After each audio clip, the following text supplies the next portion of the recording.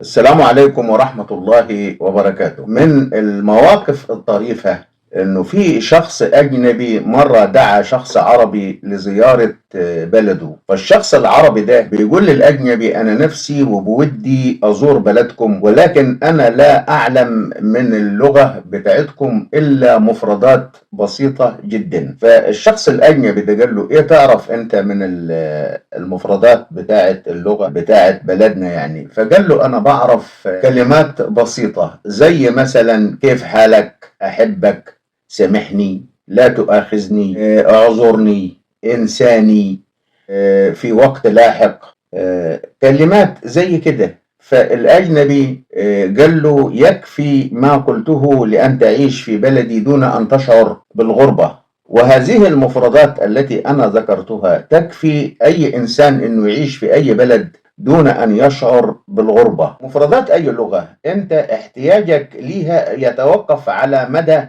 حاجتك أنت من الناس اللي بتتعامل معاها أو مع الكتاب اللي أنت بتتعامل معاه.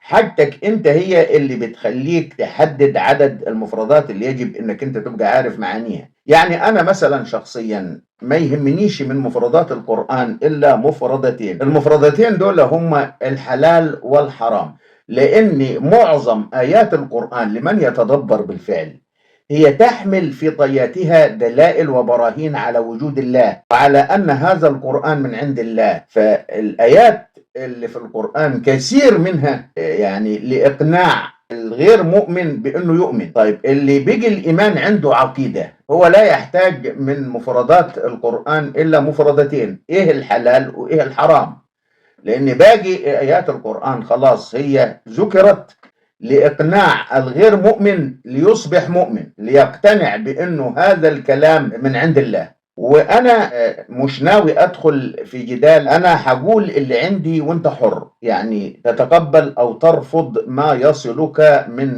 كلامي من خلال هذا البث، أنت حر تقبله أو ترفضه، ده شأنك أنت.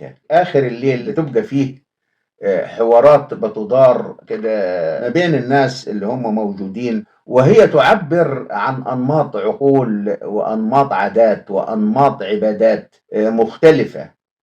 ومن يغوص في بحر هذه الحوارات هيتوه، واللي يقبل فيها الجدال يضيع.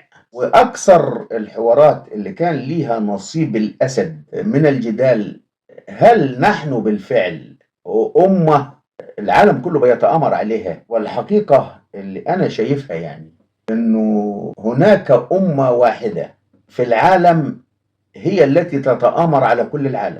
وقبل أن أخوض في أي كلام عن هذه الأمة عاوز أعرف الأمة. إيه هي الأمة؟ الأمة أنا أراها أنها مجموعة من الأفراد التي تتبنى فكر واحد، يعني الفكر يبقى عند ده زي ده. وبما أن السلوك يعني يعتبر هو الوجه المنظور للفكر، فممكن أقول أن الأمة هي مجموعة من الأفراد تسلك نفس السلوك. ولذلك ربنا سبحانه وتعالى في القرآن أخبرنا أن كل دابة على الأرض وكل طير يطير بجناحيه في السماء إنما هم أمم أمثالنا.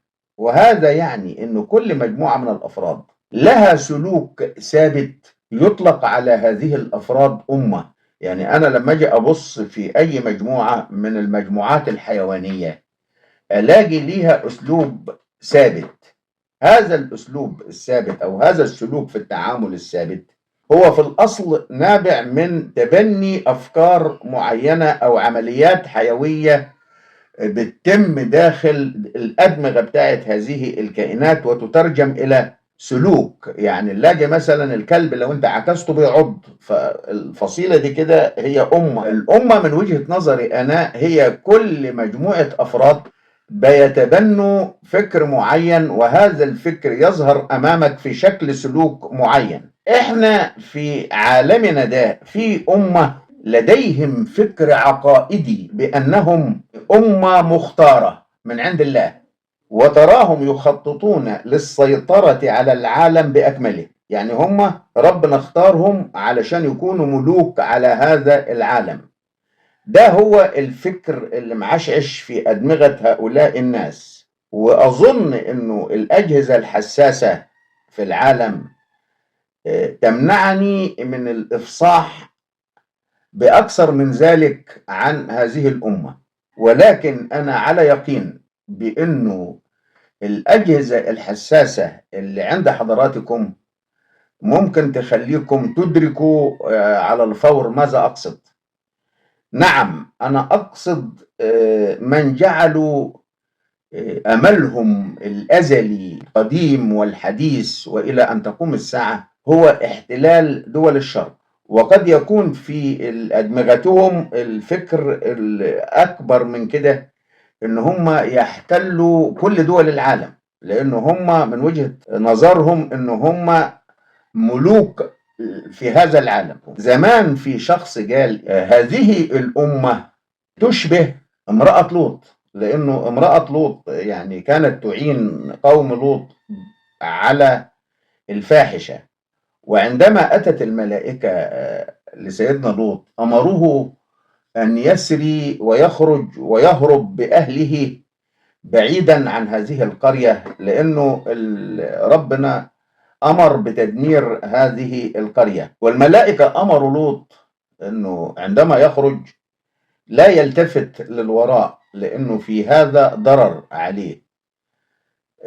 الله أعلم، يعني ممكن يكون الملائكة دول دمروا البلد دي مثلا بقنبلة ذرية أو بشيء يخرج منه إشعاع، اللي يبص لورا كده هيتأثر بهذا الإشعاع.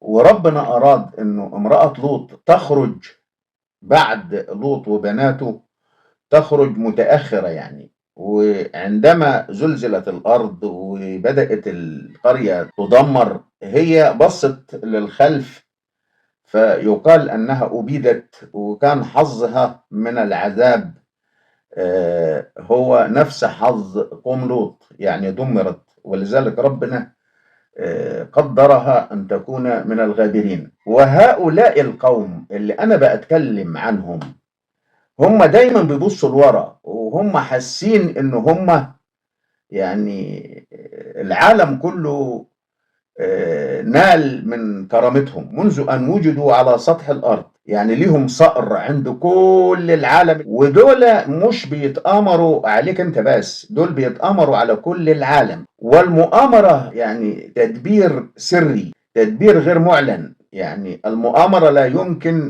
أن تكون معلنة، وإلا لا تصبح مؤامرة. أنا لما أبقى عارف إنه في حد بيتآمر عليا وبتحاكى إنه كل يوم أنا بقول أنا فيه ناس بتتآمر عليا، طب أنا عارف إنه في ناس بتتآمر عليا وأنا أديهم فرصة إنه ينفذوها 100% صح كده، وأديهم الفرصة دي، يبقى أنا لا مؤاخذة حمار.